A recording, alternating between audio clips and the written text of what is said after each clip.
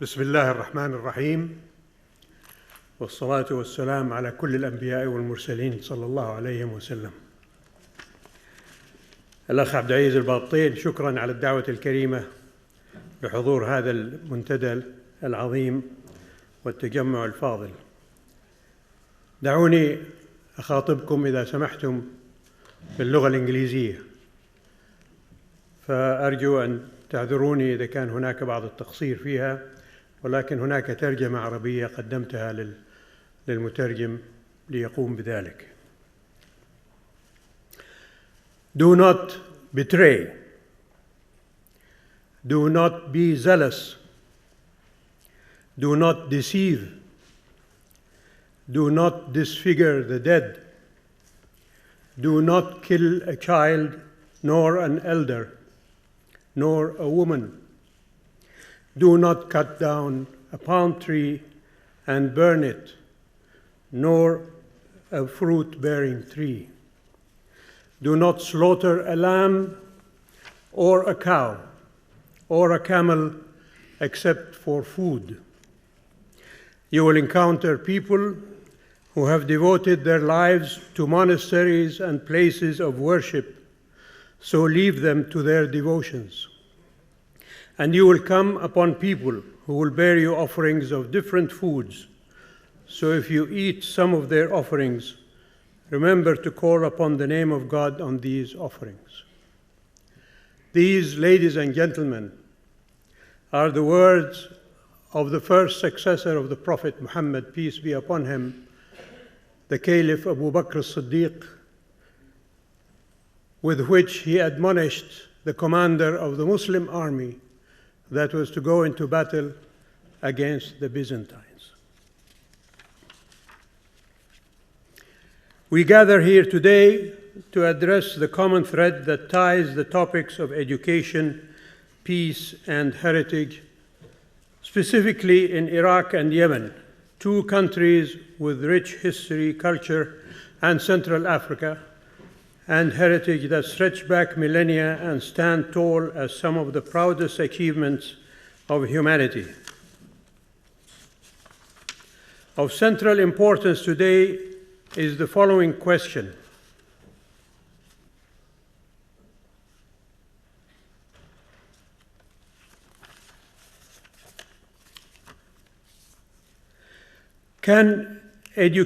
is there a correlation between peace and heritage? Can education help us protect cultural heritage? And what active steps must we take to protect, preserve, and promote our heritage sites in those countries? And I will include in Syria and Libya as well. Firstly, a few brief remarks on the general understandings of cultural heritage. It is an expression of the ways of living developed by a community and passed on from generation to generation, including customs, practices, places, objects, artistic expressions, and values. Often, experts speak of two types of cultural heritage: intangible cultural heritage and tangible cultural heritage. Tangible cultural heritage includes representations of the value systems, beliefs, traditions, and customs of life. The essential part of the tangible human cultural heritage is visible and usually includes objects such as buildings, townscapes, or archaeological remains. Sometimes tangible cultural heritage is rooted in the natural environment, in rural landscapes, shorelines, or agricultural space. More prominently, tangible cultural heritage is found in old books and documents, in manuscripts composed centuries before the present, and other pre-modern forms of communication, such as inscriptions and graffiti. Today, we find that heritage is not only tangible visibly to the naked eye through forms such as buildings, books, landscapes, but also includes intangible cultural manifestations of heritage, such as values, traditions, and oral history. Intangible cultural heritage is expressed in a variety of forms: in cuisine, clothing, traditional skills and technologies, religious ceremonies, arts, storytelling, and much more. Tangible cultural heritage is inextricably bound with intangible cultural heritage. Our main challenge as advocates of peace, promoters of heritage, and admirers of great civilizations is how to preserve and protect cultural heritage in our countries and regions, especially the cultural heritage that stems from our religion and beliefs. Although a medieval library collection of Arabic and Islamic manuscripts can never stop a bullet, religiously and culturally significant manuscripts can stop a bullet from being fired. Culture and religion can be a central component of conflicts between different groups of ethnicities. What could be more appropriate then than using culture and religion as tools for conflict resolution? As Arabs and Muslims, we have something to learn from our European friends.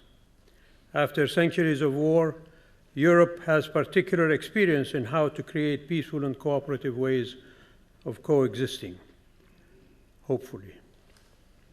We have witnessed before our very own eyes the deterioration of those countries' cultural heritage, both tangible and intangible, through shelling, gunfire, looting, corruption, deceit, and theft. There are no international conventions to protect the heritage from these crimes, yet conflict clearly encourages very strong emotions, such as greed or destructiveness in relation to heritage. Ladies and gentlemen, there are 4 essential elements binding for all states during armed conflicts, whether they accede to or acknowledge the legal framework, or they don't. The first 3 elements are applicable both in international and non-international armed conflicts, while the 4th is applicable only in the international armed conflicts. First is the obligation of each party to the conflict to respect cultural property. Second, the prohibition to use cultural property of great importance for purposes which are likely to expose it to destruction or damage, unless imperatively required by military necessity. Third, all seizure of or destruction of or willful damage done to institutions dedicated to religion, charity, education, and arts and sciences, historic monuments, and works of arts and science are prohibited. Any form of theft, pillage, or misappropriation of, and any acts of vandalism directed against property of great importance to the cultural heritage of every people is prohibited. And fourth, the obligation of the occupying power to prevent the illicit export of cultural property from occupied territory and to return illicitly exported property to the competent authorities of the occupied territory. Our societies and education institutions should labor hard to instill in young minds the value and significance of protection and preserving cultural heritage. The established world conventions that protect heritage should become part of curricula in all educational institutions. The Geneva Convention of 1949, which forbids pillage and destruction of cultural property by invading or occupying forces. The Hague Convention of 1954, which is the only international instrument aimed specifically at protecting cultural heritage during an armed conflict and occupation. The UNESCO Convention of 1970, which is the most broadly ratified international convention that exists on the issues of illicit trafficking in cultural property. The World Heritage Convention of 1972, which sets out the duties of states parties in identifying potential sites of outstanding importance to mankind and their role in protecting and preserving them, and other similar conventions. It is true that even the best policymakers and astute politicians cannot predict or anticipate all disasters and conflicts, but risk management is possible and essential. Dealing with emergencies requires an understanding of the role of the use of cultural heritage in conflict, how to protect and preserve sites and objects, communication strategies, logistics, and planning. We would do well to commission studies and establish international outfits that plan ways to protect and preserve cultural heritage in times of disaster and conflict, as Sheikh Abdulaziz mentioned. We would invite special consideration of potential threats develop peace-driven strategies to prevent problems arising and the breakout of conflict, mitigate belligerent threats where possible, train staff and professionals to deal with preservation of cultural heritage in times of disaster and conflict, and develop contingency plans. Our immediate focus in the countries I mentioned, given their significance as bastions of Jewish, Christian, and Islamic cultural heritage, should be on museums, libraries, and archives, religious sites, and places of worship, although many of these points are also applicable to archaeological sites and monuments. For millennia, attempts have been made to limit war and set standards for troop conduct. Military theorists from Sun Tzu in 6th century BC China to von Clausewitz in 19th century Europe have argued that damaging and destroying cultural heritage of vanquished enemies is bad military practice. As I mentioned, our Islamic heritage is equally cognizant of such standards.